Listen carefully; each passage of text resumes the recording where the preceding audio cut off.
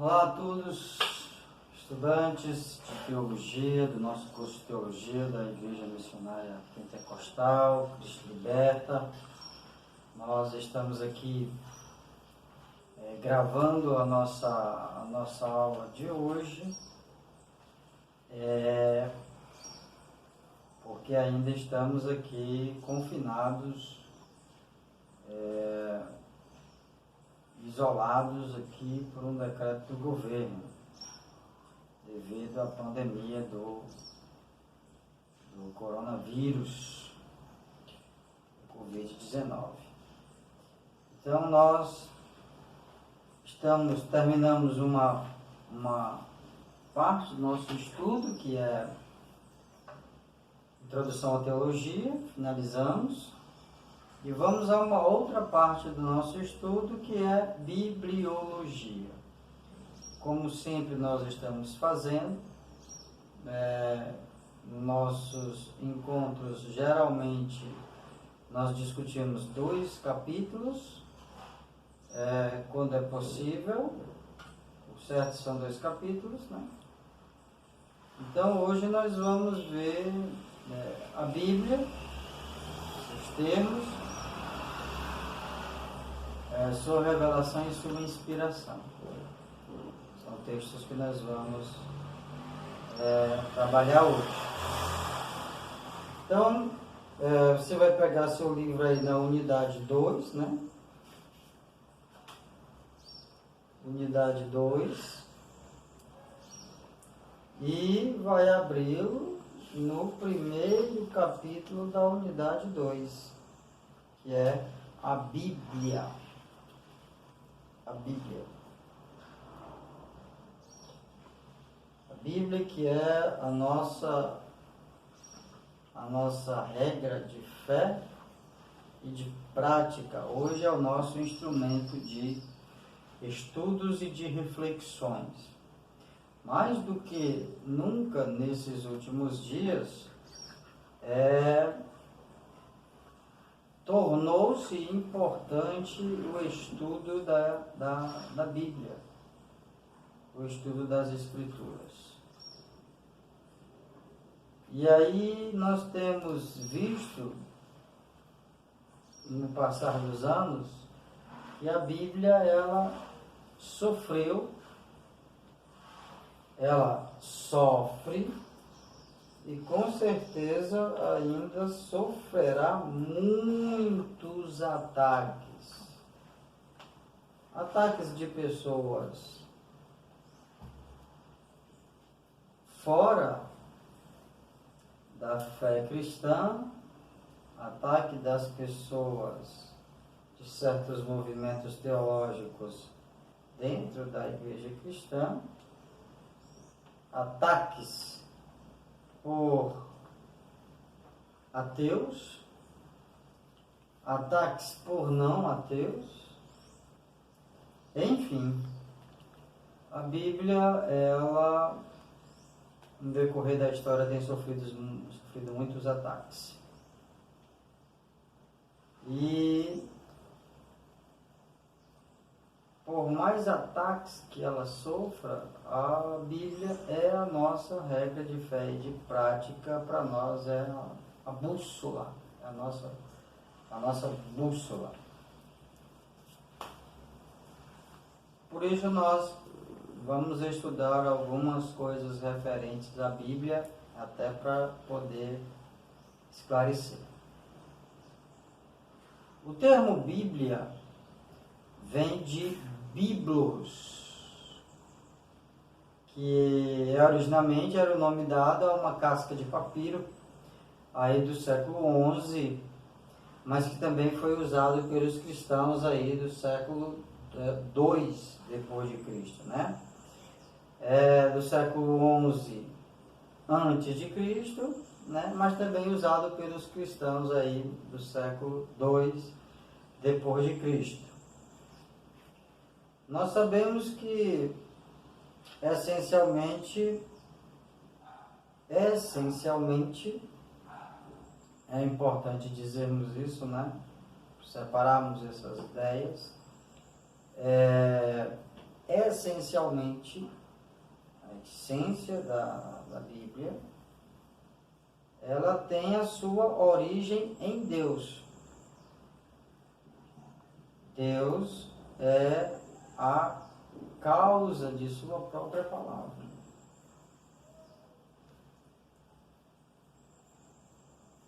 No entanto, algumas pessoas insistem em dizer que a Bíblia ela foi escrita por homens. De fato foi. E está registrado, inclusive, na primeira epístola do apóstolo Pedro. Ela realmente foi escrita por homens, mas ela não possui sua origem no ser humano. Então, a origem da palavra de Deus é o próprio Deus. A origem da Bíblia é o próprio Deus. A origem da Escritura é o próprio Deus.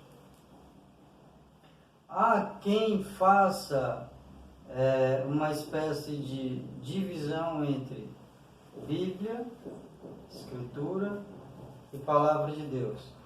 Eu não vou entrar nesse mérito aqui com vocês.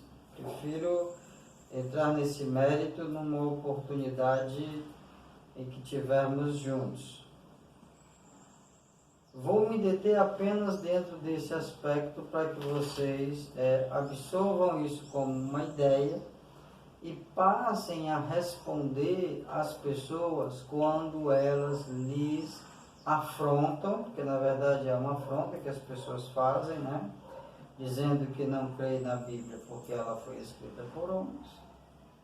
De fato, de verdade, não foi escrita por anjos, ela foi escrita por homens mesmo, mas ela tem a sua origem em Deus. Gravem bem isso. Historicamente falando, né, falamos essencialmente, historicamente falando, a Bíblia cobre um período de, seus registros cobrem um período de cerca de 1.500 anos e foi escrita por cerca de 40 ou mais escritores nas suas diversas épocas, sendo eles camponeses, reis, profetas, líderes, enfim, por mais de 40 pessoas, provavelmente, num período de 1.500 anos, foram feitos seus registros. Sabemos também que a Bíblia ela foi dividida em duas alianças, né? Eu prefiro usar o termo aliança do que testamento, mas vamos seguir o cronograma, né? Em 2 testamentos, mas a colocação de 2 alianças ou 2 pactos é mais interessante, mas vamos falar de 2 testamentos, né? O primeiro testamento, o Antigo Testamento chamado, tem 39 livros, e o Novo Testamento tem aí 27 livros. Não havendo uma diferença entre eles, não há uma diferença substancial, podemos dizer que há uma diferença administrativa, né? No Antigo Testamento vai tratar da manifestação de Deus e da revelação de Deus a um determinado povo, a história desse povo, que Deus, ao escolher, tem como ideia básica que esse povo seja um instrumento da manifestação da sua glória. O Novo Testamento, ele já vai narrar, na verdade, a história da salvação através da vida do Filho de Deus, que foi objeto das profecias do Antigo Testamento. A diferença entre os 2 testamentos é que o Antigo Testamento foca desde a criação do mundo, a chamada dos patriarcas, o desenvolvimento do povo de Israel, até seu cativeiro babilônico e logo depois a libertação do cativeiro babilônico e a reconstrução da cidade e do templo, tendo ali como principal foco se estabelecer num determinado local, numa determinada região. Já o Novo Testamento vai se deter numa terra também, numa terra prometida, assim como era no Antigo Testamento, só que uma terra prometida com perspectivas futuras e celestiais. O Antigo Testamento vai tratar desse relacionamento de Deus com o povo mediante a lei. O Novo Testamento vai falar do relacionamento do povo com Deus mediante a graça manifesta através de Jesus Cristo. A revelação do Antigo Testamento destinada a Israel, a revelação do Novo Testamento, ela é praticamente universal. Há uma estrutura da Bíblia que você precisa conhecer, mas de fato você já conhece essa estrutura, mas do jeito que eu vou pôr para você aqui, tem no livro de vocês uma estrutura do Antigo Testamento e do Novo Testamento. No livro você já tem. Eu vou passar uma estrutura para você aqui que nós elaboramos direitinho, né? Bem, nós temos o Antigo Testamento com o Pentateuco, que é o Gênesis, que é Êxodo, que é Levítico, Números e Deuteronômio. E nós temos aí a parte histórica do Antigo Testamento, que é o livro de Josué, que é o livro de Juízes, que é o livro de Ruth, que é o livro de 1ª e 2ª Samuel, 1ª e 2ª Reis, 1ª e 2ª Crônicas. Só lembrando que no Antigo Testamento haviam rolos, eram rolos. E 1ª e 2ª Samuel, nos seus rolos originais, é um rolo só. Nós temos aí as profecias, ou os livros que são proféticos, e a gente tem o livro de Obadias, o livro de Oséias, o livro de Sofonias, o livro de Joel, o livro de Isaías, o livro de Abacuque, o livro de Jonas, o livro de Miqueias, o livro de Jeremias, o livro de Amós, e o livro de Naum, e o livro de Ezequiel. Nós temos os livros considerados os livros do período da restauração, né? Que falam sobre essa restauração, que tem textos a respeito dessa restauração.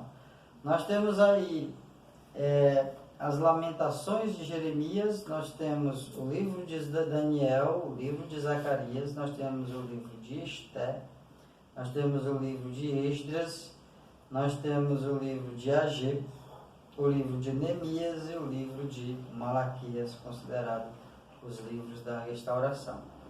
Nós temos aí também os livros poéticos, que são o livro de Jó, os Salmos, os Eclesiastes, livro de Eclesiastes, Cantares e Provérbios.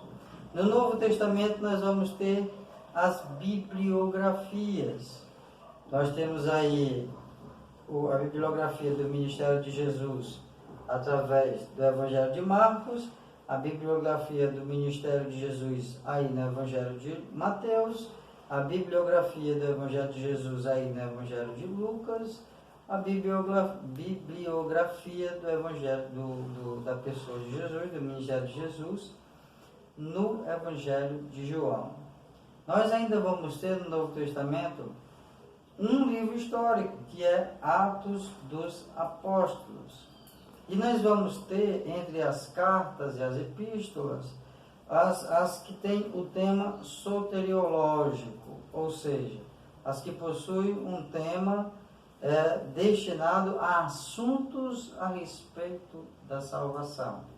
Você vai encontrar esses assuntos na Epístola de Tiago, você vai encontrar esses assuntos na Epístola aos Gálatas, você vai encontrar esses assuntos na Epístola aos Romanos, você vai encontrar esses assuntos na Epístola aos Hebreus, epístolas relacionadas ao tema da salvação. Epístolas relacionadas ao tema cristológico, voltado para o assunto a respeito de Cristo. Você vai encontrar aí as epístolas de Filipenses, você vai encontrar as epístolas de Efésios, né? Aos Efésios, vai encontrar a epístola aos Colossenses e Filemão. Agora, os textos que falam sobre eclesiologia, textos que falam sobre a igreja, você vai encontrar aí nas duas epístolas aos Coríntios, você vai encontrar aí nas duas cartas a Timóteo, você vai encontrar aí nas 3 cartas ou epístolas de João, e você vai encontrar também na carta a Tito. Você vai encontrar ainda cartas e epístolas que vão falar sobre a escatologia, sobre assuntos a respeito dos últimos dias. Você vai encontrar esses assuntos nas 2 cartas aos Tessalonicenses, você vai encontrar esse assunto nas 2 epístolas do apóstolo Pedro, você vai encontrar esses assuntos na epístola de Judas e no livro do Apocalipse. Essas são a estrutura da Bíblia que eu estou passando para vocês. Nós vamos ver agora as línguas originais da Bíblia. A Bíblia foi escrita em 2 línguas, nós chamamos línguas originais. A Bíblia, originalmente, é importante que você saiba, ela não foi escrita na língua portuguesa. As Bíblias que nós temos na língua portuguesa, elas são traduções. A partir, algumas dos seus originais, outras a partir de traduções inglesas, né? Então, o que acontece? Sabendo disso, descobrimos que nas traduções do Antigo Testamento nós temos aí a língua hebraica, no Novo Testamento nós temos a língua grega. É importante entender que existem certas palavras nas línguas hebraicas e na língua grega que não tem na nossa língua portuguesa, digamos assim. Então, as traduções tentam, às vezes, buscar uma palavra que seja semelhante, uma palavra que possa se aproximar do sentido original, do sentido do texto original. Por isso que a leitura bíblica tem que ser feita de uma forma detalhada e minuciosa.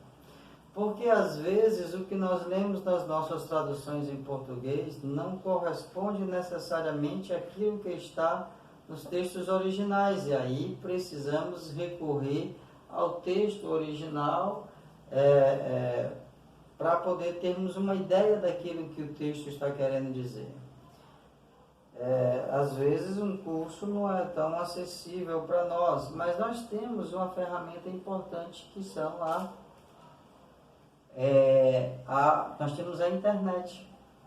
Tudo que nós buscarmos na internet hoje, ou praticamente tudo, a gente encontra.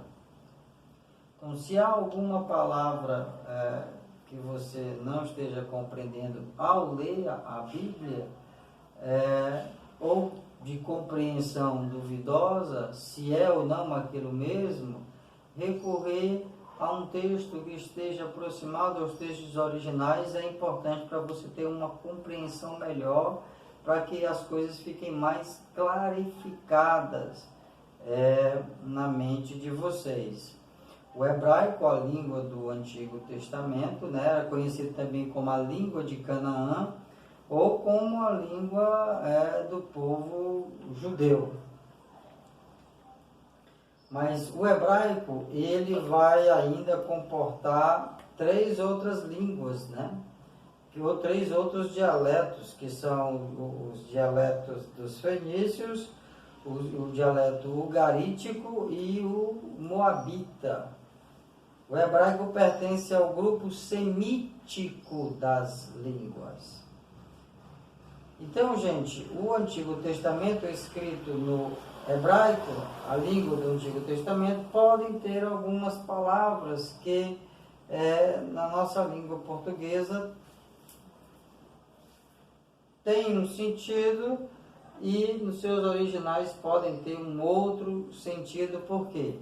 Porque na tradução, ou na tradução mesmo, pode não ter uma palavra que seja igual àquela que está empregada no Antigo Testamento. E aí procura-se uma palavra que seja semelhante àquela que está lá.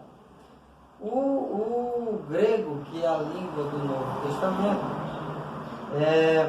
é a língua da razão, é a língua do raciocínio. No entanto, o Novo Testamento foi escrito na língua grega, mas no koiné, ou seja, num grego mais popular. Não era um grego clássico, era um grego mais popular. E da mesma forma, na tradução ou na transliteração do grego, da palavra grega para uma palavra portuguesa, podem existir cerca de 5 palavras em português para uma única palavra grega do Novo Testamento. Por isso, a importância de se ler e de se estudar. Então, está aí as 2 línguas, né, da nossa Bíblia, as 2 línguas originais. Bom, passando aqui, nós vamos para a revelação e a inspiração da Bíblia. A revelação e a inspiração da Bíblia.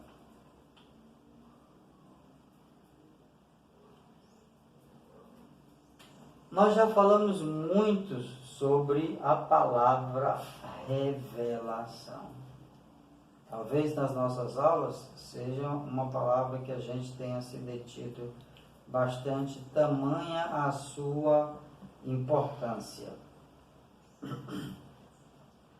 No Antigo Testamento, quando se ia falar da palavra revelação, se utilizava um termo que é o galá, que é o G-A-L-A-H, galá, que significa descobrir. Essa palavra tem muitas vezes um sentido literal. Como assim? Por exemplo, às vezes na Bíblia, no Antigo Testamento, a palavra revelação tem um sentido literal. Como se você colocasse um pano sobre a sua TV e descobrisse a sua TV depois. Cobrisse sua TV e depois descobrisse sua TV. Esse ato de tirar o pano é revelar aquilo que está debaixo do pano. Isso é uma revelação. Às vezes tem um sentido literal no Antigo Testamento, mas também fala dessa manifestação, dessa aparição divina.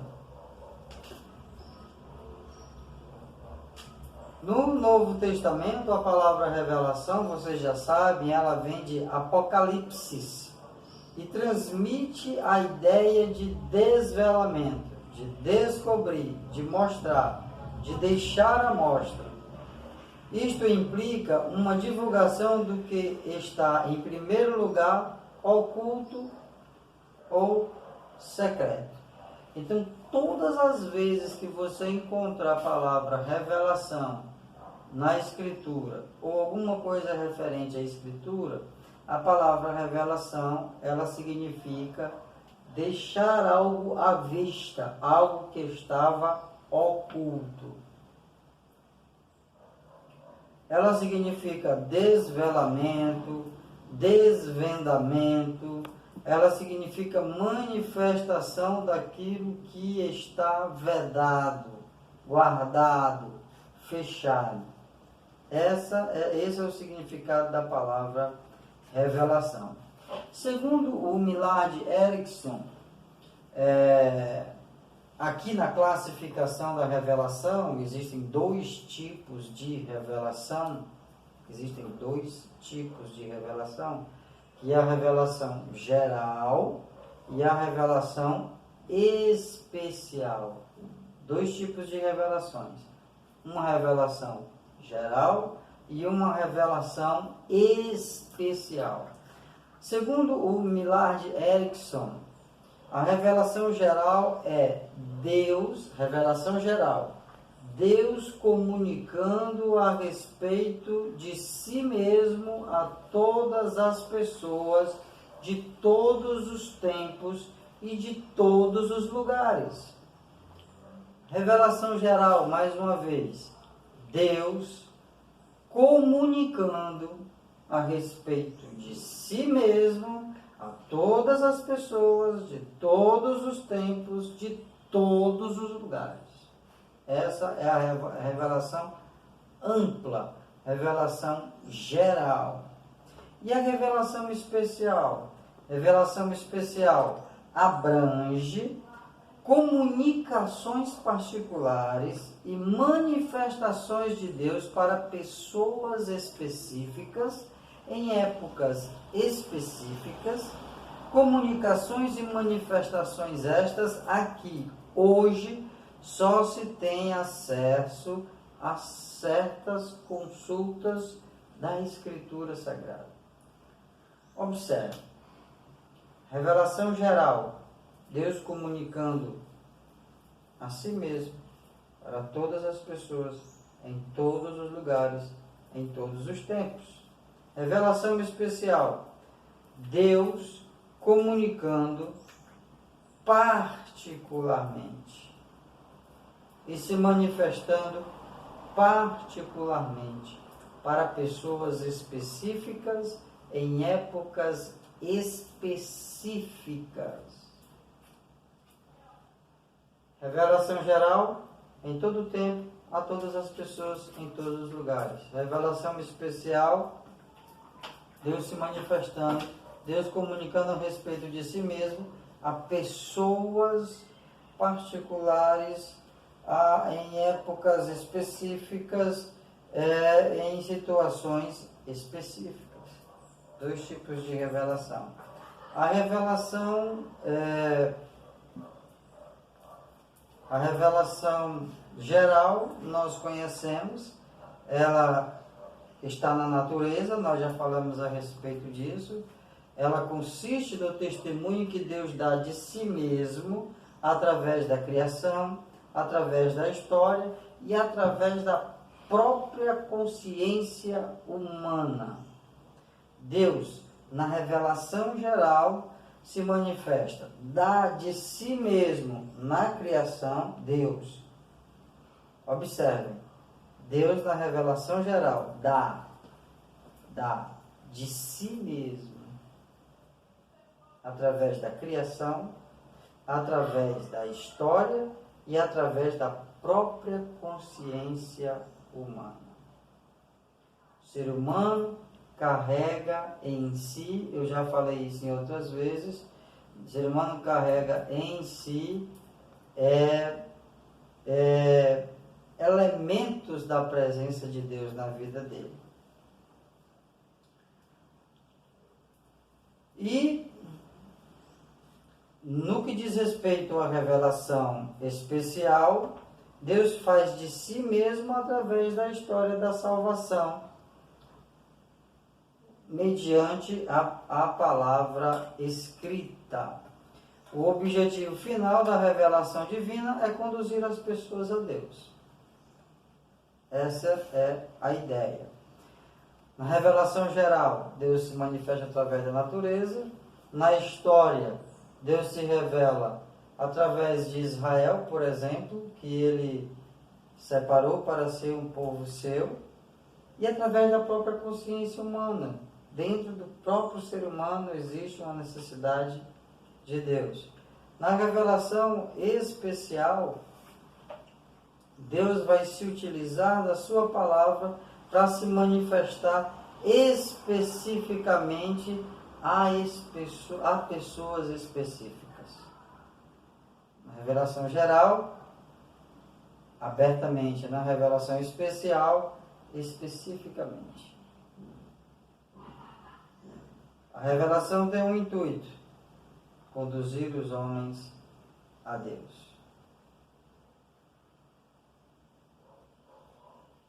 A revelação,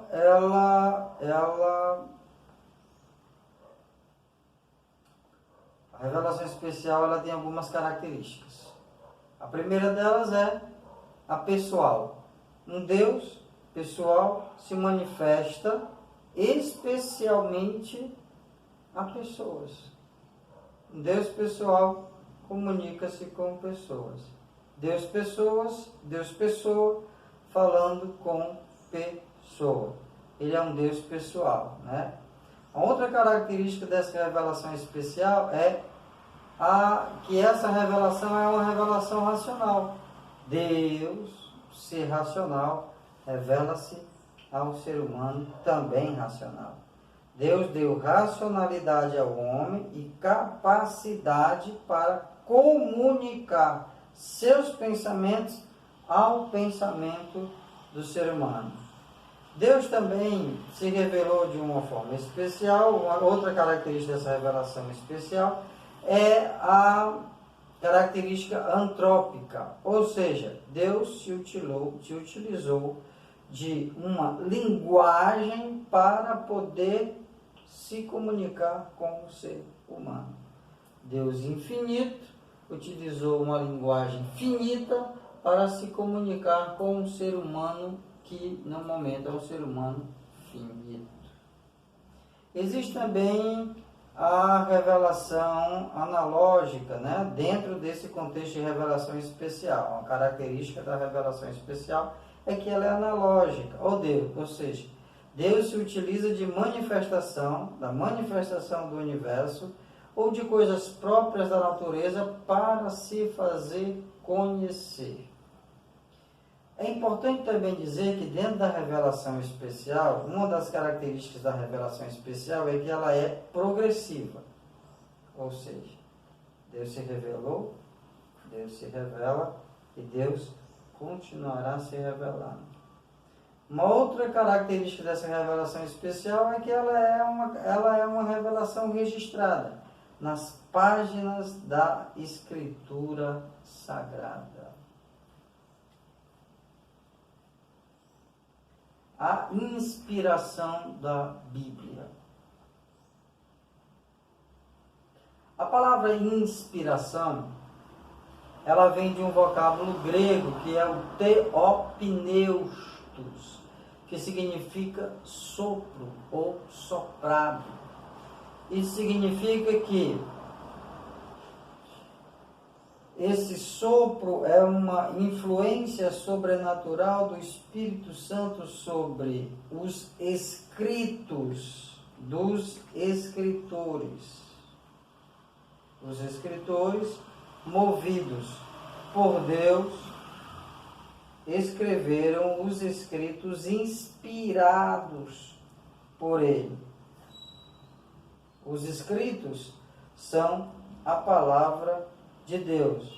Os escritores são instrumentos de Deus para escrever. Os escritos, palavra de Deus. Os escritores, instrumentos de Deus.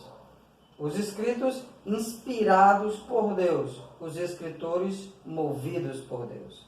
Você não pode esquecer isso. Os escritos, soprados por Deus. Os escritores, movidos por Deus. Bom, é importante também dizer que a revelação, ela é a comunicação da verdade divina de Deus para a humanidade. A inspiração diz respeito à transmissão dessa verdade. A revelação, Deus se autocomunicando, e a inspiração, Deus transmitindo essa verdade.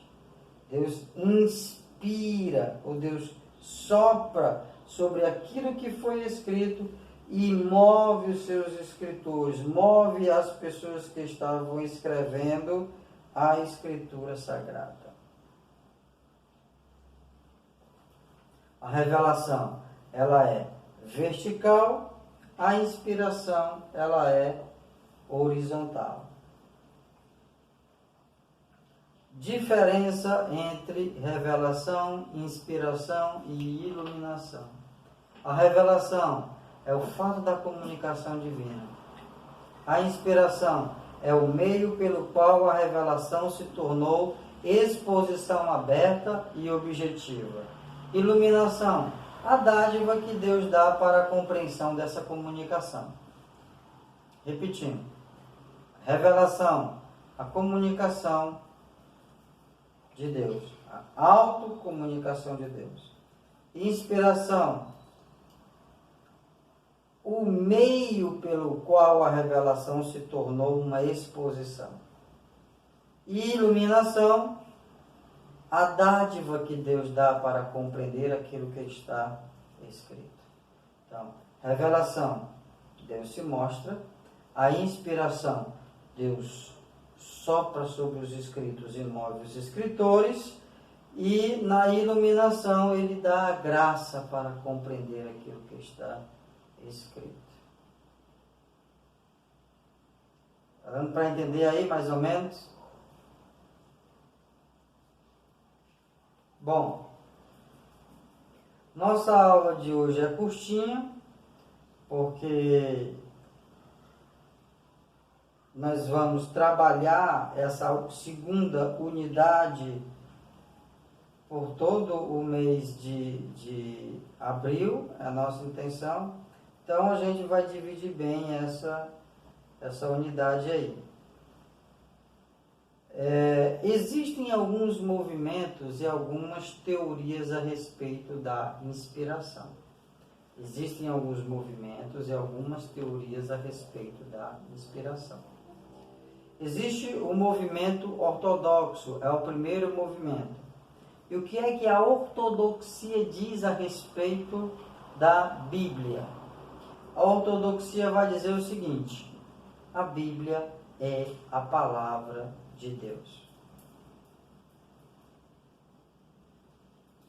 Dentro desse movimento, há pessoas que acreditam que esse ditado, que essa palavra de Deus transmitida, a palavra de Deus transmitida aos homens, foi um ditado verbal. Afirmam que os autores humanos da Bíblia registraram apenas o que Deus lhes havia dito, palavra por palavra. No entanto, há uma outra ideia dentro do movimento ortodoxo, ou seja, dentro do movimento ortodoxo existe um pensamento que houve um ditado verbal, ou seja, Deus ditou as palavras para que os escritores escrevessem. Mas dentro do movimento ortodoxo também tem uma ideia de que houve, na verdade, foi um conceito inspirado, segundo o qual Deus só concedeu aos autores pensamentos inspirados, e os autores tiveram liberdade de revesti-los com palavras próprias. Um teólogo chamado Strong apresenta uma visão que vem sendo denominada como inspiração conceitual. Deus teria inspirado apenas os conceitos, não as expressões literárias particulares com que cada autor concebeu seus textos.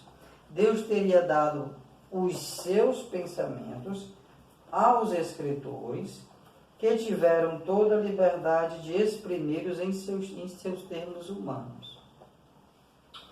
Ou seja, dentro do movimento ortodoxo, alguns pensamentos. Dentre eles aqui, a Bíblia foi escrita, que Deus ditou essas palavras aos escritores. Deus havia ditado essas palavras a eles, por isso que surgiu a ideia do ditado verbal. Há o conceito de inspiração conceitual, que diz o quê? Deus concedeu seus pensamentos aos escritores e eles escreveram conforme sua época, seu lugar, seu estilo de vida.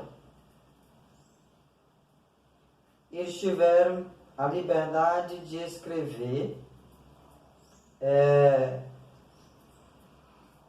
a Bíblia como um texto literário, conforme os seus pensamentos.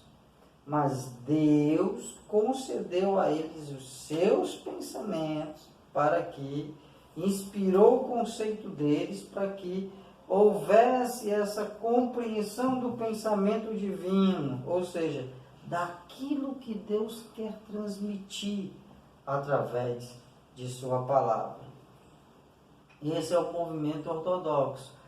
A Bíblia é a palavra de Deus, embora escrita num período de mais de 1.500 anos, ou por volta de 1.500 anos, por cerca de 40 ou mais escritores. Deus está se movimentando, se movimentou através da Escritura, através dos escritores, para revelar ao homem a sua vontade. Deus sopra sobre os escritos, inspira os escritos e move os homens a escreverem de uma forma em que eles pudessem compreender o pensamento de Deus naquele momento e ali registrassem o que Deus queria transmitir para aqueles que iriam se deparar com a sua palavra. Então, esse é um movimento da inspiração divina, né? Da inspiração da Escritura Sagrada, da Bíblia. É o movimento ortodoxo que diz que a Bíblia é a palavra de Deus. Existem mais dois movimentos que são chamados movimentos modernistas, né? O que é que vai dizer o movimento modernista? Você pode ver aí no seu livro, já no capítulo de número 2. O movimento modernista, que é também denominado como movimento liberalístico, né, ou movimento liberal, surgiu a partir das mudanças da teologia alemã do século XVIII, que tentou atualizar as antigas doutrinas cristãs conforme os moldes científicos e filosóficos racionalistas pós-iluministas. É caracterizado pela ênfase na ética prática, na justiça e no avanço da ciência, como também a oposição à ortodoxia com os dogmas e as doutrinas clássicas no século XVIII. O que é que o movimento liberal acredita da Bíblia Sagrada? O movimento ortodoxo diz que a Bíblia é a palavra de Deus. O movimento liberal ou liberalismo teológico acredita que a Bíblia contém a palavra de Deus. A Bíblia não é a palavra de Deus segundo o liberalismo teológico. A Bíblia contém a palavra de Deus. E eles pregam que esses homens que a ortodoxia diz que receberam um mover de Deus para escrever a Bíblia, Esses homens tinham apenas uma vaga intuição daquilo que Deus queria ou quisesse dizer, né? Eles tinham apenas uma espécie de percepção da verdade. A inspiração seria semelhante a um talento natural, sem a necessidade de uma intervenção direta do Espírito Santo. Então, o que é que o liberalismo teológico diz? Não é toda a Bíblia que é a palavra de Deus. Em alguns lugares dentro da Bíblia, nós encontramos a palavra de Deus. O que é que eles vão dizer mais? Eles vão dizer que eles sustentam a ideia de que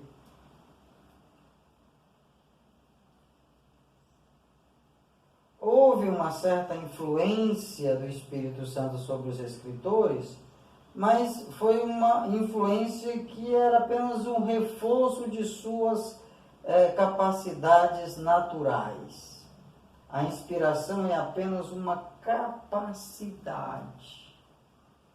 O liberalismo teológico vai dizer o seguinte: não houve esse negócio de Deus emprestar seus pensamentos aos escritores. E também não houve esse movimento de Deus nos escritores. O que, na verdade, o Espírito Santo fez foi apenas ajudar os escritores, que já tinham uma predisposição natural para escrever aquilo. Tinha uma mente, uma intuição boa para criar ou determinar certas coisas. E nós temos aí o movimento que é o movimento neo-ortodoxo. O que é que o movimento neo-ortodoxo vai dizer? Temos aí o movimento ortodoxo que diz: a Bíblia é a palavra de Deus.